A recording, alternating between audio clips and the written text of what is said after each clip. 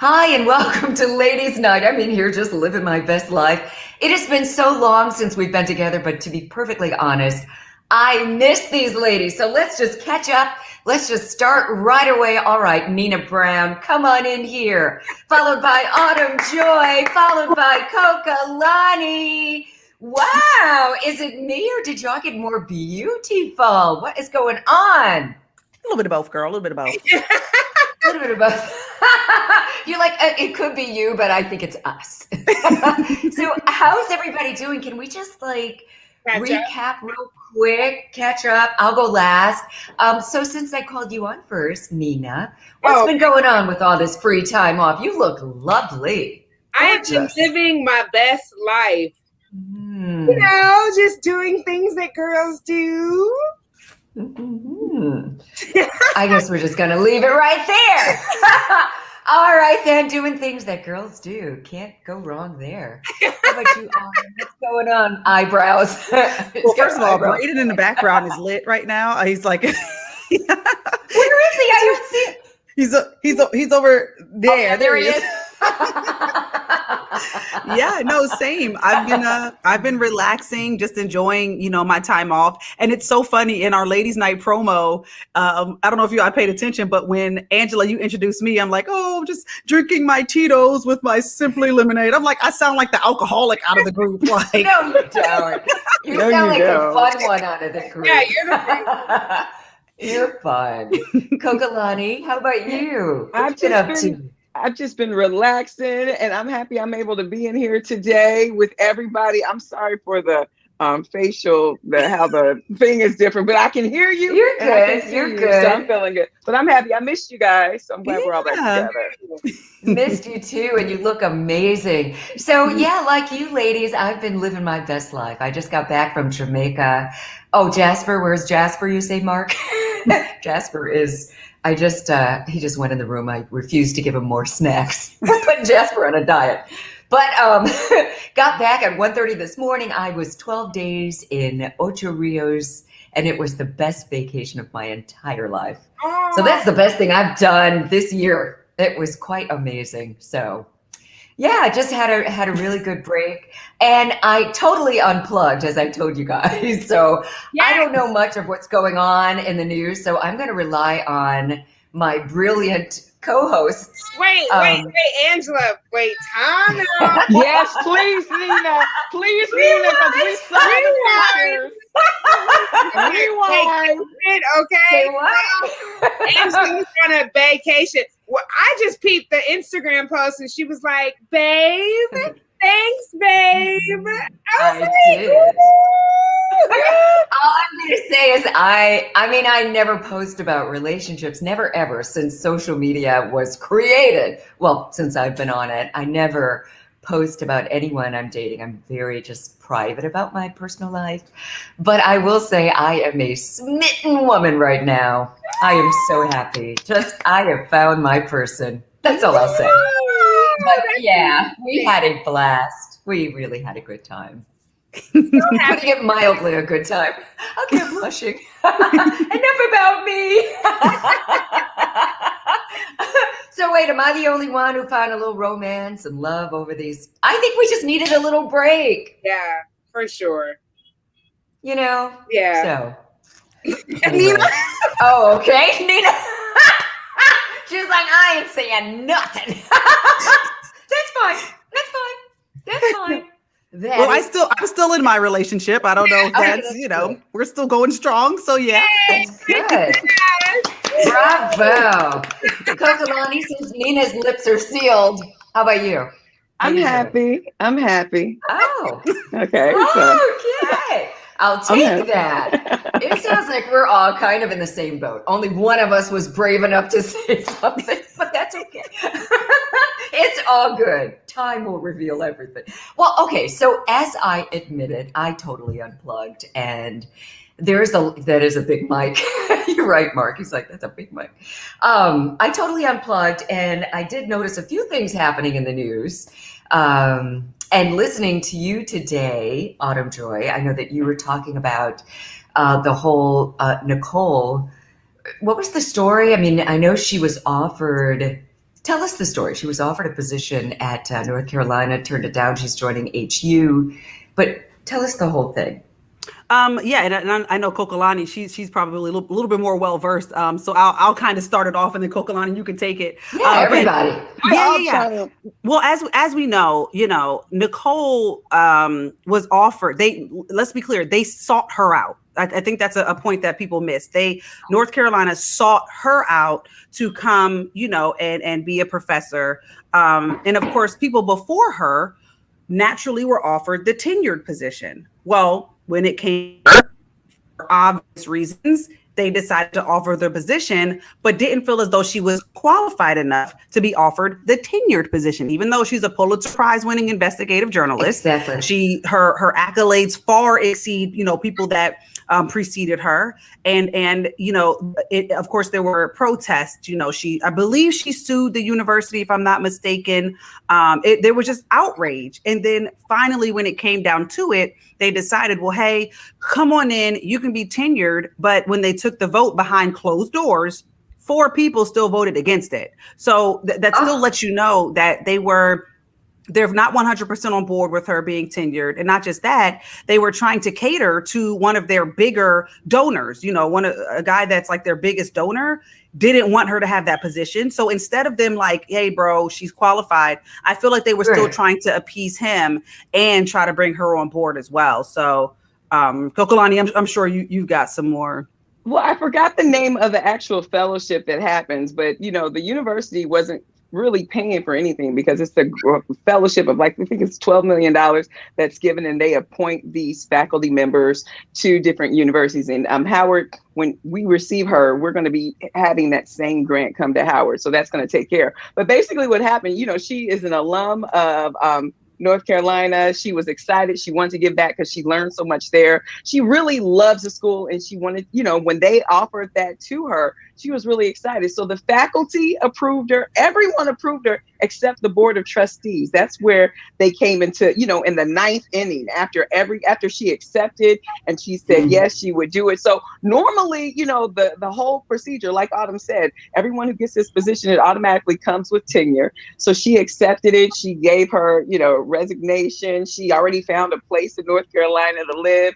And it wasn't until maybe like 2 months before she was actually scheduled to move when she got the flack back from the trustees that they didn't approve it. And they started going through this whole rigmarole that they've never done before with anyone. No one in the history has the board of trustees ever stepped in to bypass what the faculty and anyone said. So that's why everybody was like, but what she said, this is the thing about it. She still accepted the position when they told her there wasn't going to be a tenure. They told her, look, we'll give you the position.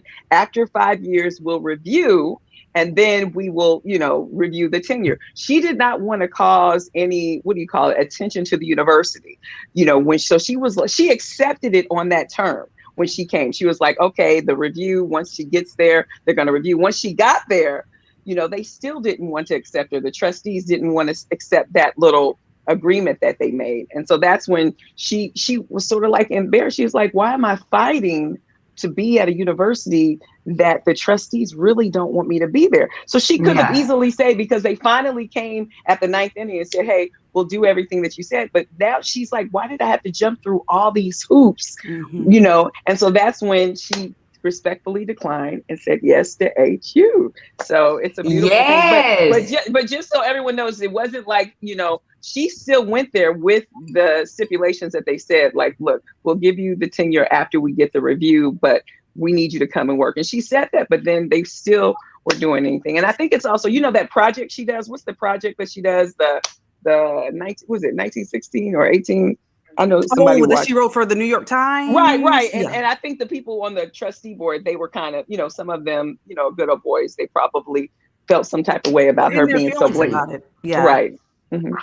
And just to be clear, her full name, Nicole Hannah Jones. And it was just Nicole Hannah Jones. Nicole. Okay. But yeah, good for her. So she's going to head up Howard University's journalism school. Yes, come on to HU where you are celebrated and not just tolerated. Yes, absolutely. So, okay, I have a question. How does everyone feel about the freshly released out of prison Bill Cosby now going on tour Tour? What thoughts? Yeah, girl. His people are contacting promoters. He's trying to do a comedy tour and talk about the people, the people he witnessed in prison and just make jokes, out there. Now I'm concerned. Is it true? Because I know once he was released, I did see a flyer about a party in Atlanta. Nina, did you see that where they were having a Bill's back home party? And they were like, he's coming back home this Friday. No, this is Bill coming out performing. There'll be a party with Bill Cosby. It'll definitely be in Atlanta. I didn't see it, but no, it's okay. They joke about stuff like that all the time. But why not? Like, honestly, why not? Like, I mean, he's a free man now. Like, go make your money. Go get your life back. Like, I'm not mad at it. How do y'all feel about it? I don't know. I've got mixed emotions. Autumn? Well, I was gonna say, yeah, I agree. I mean, he got out, he got out on a technicality. He's a free man, and like to your point, Nina, he's hot right now. Like, and again, I kind of hate to say it like that, like why he's hot, but you might as well hit the ground running. They're talking about doing a comedy tour. They've already started doing interviews for his docuseries with family members and friends. So no matter how you feel about Cosby right now, he's coming, and he's definitely coming back for everything that he's owed. He and his wife are actually looking into suing, the court system. Was it Pennsylvania? I believe it was. So they feel like he was wrongfully accused and he was in jail for how long? Was it 2 years? Almost 3 years. But I mean, and then how much money has he spent to even in like attorney fees? Yeah. And in this country, you're innocent until proven guilty. Like, he was never proven guilty of exactly. So and the deposition that they right. Go ahead. Yeah. So why are we treating him like a guilty man? Like, he can't go out and make his money and live his life. Like, I don't understand. Yeah. And the only thing is, the women who claim that they were raped and drugged by him, if it is true that he did it, it's just, what does that say?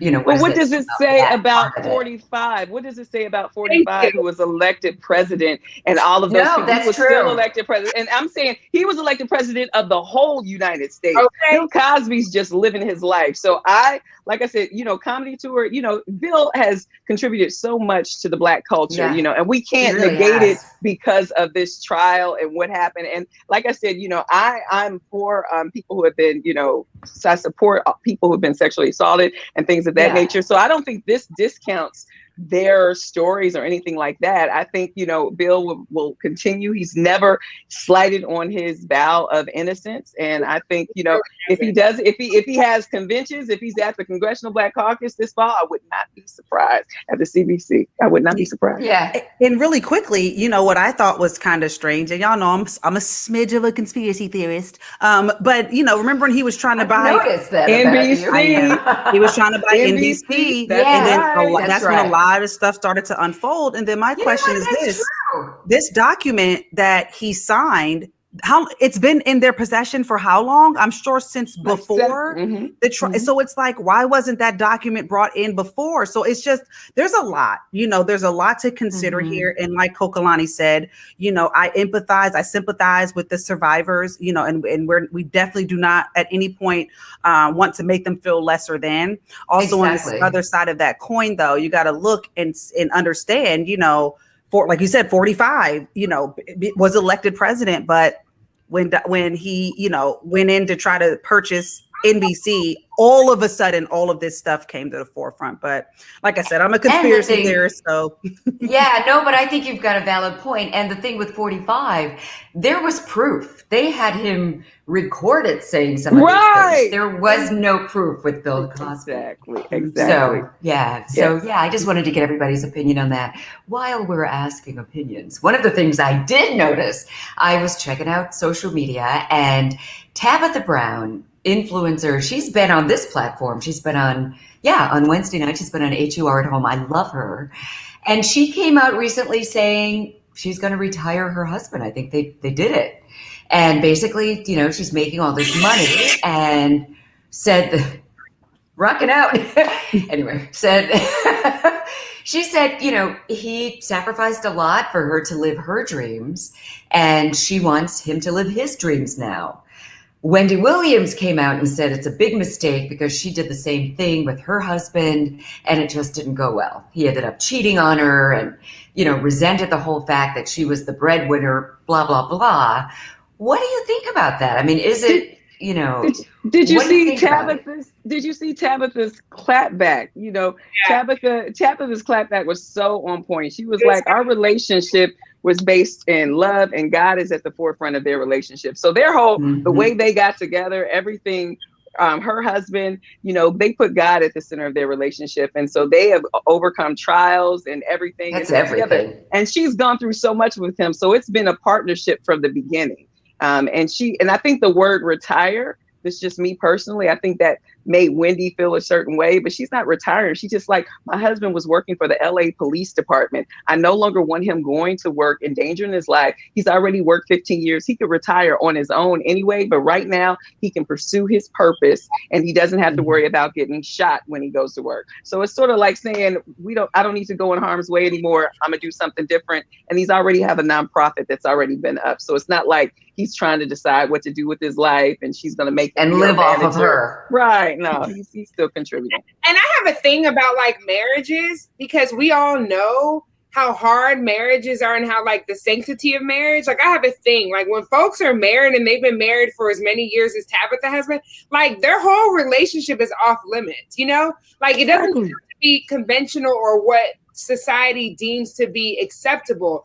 If you're in a marriage and it's working for you, no matter how like, different it looks to everyone else, who gives a, like I would never judge someone's marriage. If you're happy and he's happy and y'all's family is happy, then I say to each their own. Like I would never speak on someone's marriage, especially like a Wendy Williams who, is like really like knocking their situation. And Tabitha has always been a woman of God. Like honey, y'all not even on the same level spiritually. It's not. On it. Well, I can say, and again, that's what I was looking for as you guys were talking. Her clapback was so classy, and it was perfect. She said, "I pray that someone will love you enough to see you when you are not well, when you need true support, compassion, and kindness." I mean, hello, she could have really came for Wendy Williams' neck. She could have talked about her ankles. Yeah. She could have talked about anything. You know what I'm saying? But she decided to be classy about it and let her know, like, sis, you're hurting. If you've never seen or felt real love, if you've never seen or felt a true partnership, you don't know how to respond when you hear a woman say that. And I felt that because me and Rich talk about that all the time. He is such a brilliant mind when it comes to numbers and spreadsheets. And, he's got my credit up to the high 700s, like he is that type of a brain. And I told him like, listen, as we progress forward, I do want to get to a point where we can retire you and you can just solely work for our company, our business, and make us rich. And we work together with that. So when Tabitha said that, I felt that and I got it. It's not like her man was sitting on a couch at home not doing anything. He was a police officer, and as a sister to a police officer who's been in some situations where I've literally cried because I could have lost my sister, I understand where she's coming from. So And one thing I will say, okay. Well, I was going to say, I just want everybody to know we're not ignoring you in the comments, and thank you for all of your comments. Prez, you can't put your fears on other people's decision making. One situation can have more than one solution, and you're absolutely right. I'm sorry, Kokalani, what were you going to say? And I was going to say, and not to, I agree with everything we're saying, but one thing we have to remember is Wendy's doing her job. Her job is to talk about, no one's off limits, and she always says what she would do. So it's not like she's out of the box and she never does this. This is what she does every day. So she wasn't, yes, Tabitha's off. The thing that got me was she was like, I'm not familiar with Tabitha. So she wasn't familiar with her, and she spoke on just the statement of being retired. So I thought that was a little, being uninformed about who you're talking about. But the fact that she's talking about it or making a comment, that's what Wendy does every day. So, she was in her bag. She was on her wheelhouse doing it. So she wasn't stepping out specifically for Tabitha. But can I say this? I think what Wendy was addressing is a valid point too, that if you are, you're with your man and you're making all this money and all of a sudden you're going to insist that he quit his job and that you are the sole breadwinner, that is a mistake. If that's not something that he wants to do, and if it's not a situation like Autumn, just described, where you two are going to work for your company. If you're just saying, look, babe, I got this. You can just do whatever you want to do, and I will make all the money. It sounded to me that maybe she was addressing a scenario like that. And if that's the case, I agree that would be a mistake. Well, the husband, he has like nonprofits. He coaches basketball. Like he's got a whole bunch of other things that he was doing on the side. And her thing was like, she wants him to solely focus on that because again, he had the full-time job, but then his nonprofit was doing very well. So now he can solely focus on his dreams and everything that he wants to do. So exactly. But I agree with you, Wendy. Okay. I was just going to say, I agree I love what Autumn said. And I think it's great when you are in a marriage, and speaking like I've been married, but when you're in a marriage and you have a partnership, I think that's a great thing because you are a team. But I do agree with what you said, Angela, because it is very dangerous territory if a man is a provider and he's in that role and you are taking him out of that role. And unlike Tabitha's situation where her husband, he already has something going. If you just put the man out there like, baby, you ain't got to work no more. Just stay at home. Gotta work. That's dangerous. That's dangerous. Oh, yeah. No, and I think that's what I think Wendy was addressing, that like a generic scenario, because admittedly she doesn't know Tabitha. She didn't know any of this. She didn't know what her husband was doing. She was just saying that's a mistake. A man needs his job. That's his identity. A lot of people identify, and I think it's true. And just the way men and women are so different. Like back in the day, marriages were, we looked to our man to be our provider. We'll take care of home. He'll bring home the bacon. We'll fry it up, all that stuff. But, we're not allowed to work. Like, I believe back in the day, we could have handled it too, but like it was a different. Oh, we definitely could have. We weren't allowed to be in the workplace, so we had to rely on a man. But now things have changed. So, honey, we can do that. Was the partnership? Yes. Yeah. It's a different kind of partnership now. Yeah. And I love that. I mean, I think, to your point earlier, Nina, you get to define whatever works for you as a couple. If you both, are going to work, that's great. If one of you wants to work, that's great. Whatever you two decide to do that, and it's working for you, nobody gets to have a say. Absolutely. Oh, Monica said Wendy spoke from the pain in her life. Right. Yeah. She was definitely reflecting.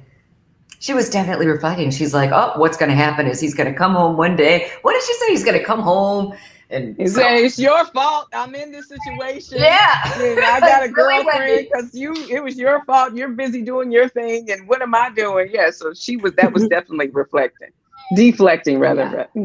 Yeah, definitely. Why did Mark Grant? Mark Grant has been off the chain in the comments. What did he say? He said, woman rule. Do not go into a pretty boy Kappa or nasty Q-Dog hotel room late at night or else. Oh, where's Al Payne? He said that earlier. He said something earlier about the hotel. You can't talk about Kappas like that. Don't talk about what you talking about. Oh, he's talking about Bill Cosby. He's talking about Cosby. Yeah, he is. He's talking about Cosby, but our boss, Al Payne, is a Kappa. He would not appreciate that at all. Actually, and they're buddies. Mark and Al are buddies. Oh, they're buddies. Okay. They know That's probably why he said it. That's why he said it. That's why he threw that in. Oh, Roger writes, men have to adjust to a woman who can do for herself and not be intimidated by, but congratulatory with having a woman that has that ability. I think that's true. I mean, I think that's definitely true. I mean, in all of us, we're all, we're strong women, we're professional, we hold it down. And in relationships, I mean, has it ever been a problem that you're so strong in your relationships and that you can hold your own? Yes. Yes. Yeah, no, for sure. Yes. I mean, I know I have a strong personality, and I have, I've always had a voice, and I always will. I definitely need like men who have been, let me rephrase this. As much as I want a man to like lead, usually men like will say, "Oh, great.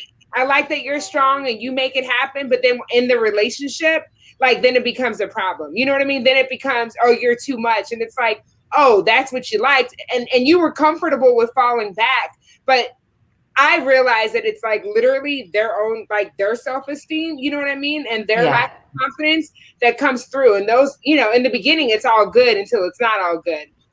Right. But, yeah. But, no, I mean, like, I will never be okay with like just a man. Oh, what do they say? It's always too much when you're asking the wrong one. Right. So that's true. How about that? Yeah. Right. That's true.